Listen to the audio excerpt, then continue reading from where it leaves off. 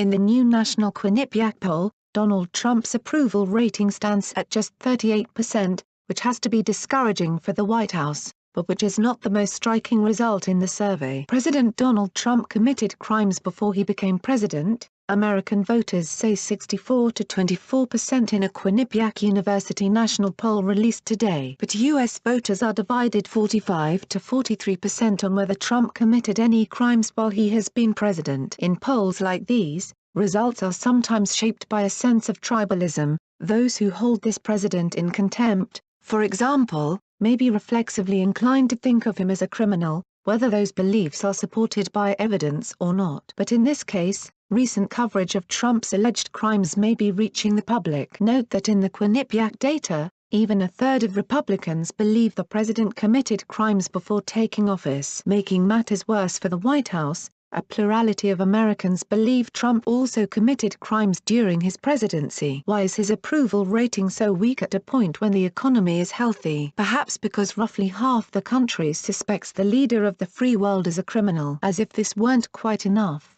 the same Quinnipiac poll asked respondents whom they believe more, Trump or his former personal attorney, Michael Cohen. It wasn't especially close. 50% believe Trump's former fixer, while 35% believe the president. It's the sort of result that twists the knife a bit, since Cohen will soon report to prison for, among other things, lying to Congress. And yet, Americans still see him as more credible than his former boss. The poll found 65% of the public does not believe Trump is honest. All of this is rather embarrassing for the president, but a poll like this may have practical implications, as well. If, for example, Special Counsel Robert Mueller produces a report that points to presidential criminal misdeeds, the findings will land on fertile soil. It's not as if Trump will enjoy the public's benefit of the doubt, because much of the country already sees the president as a criminal. What's more, House Democrats are moving forward with a series of investigations into Trump-related scandals. Republicans continue to argue that Dems are overreaching and risking a public backlash. If the results of the Quinnipiac poll are correct,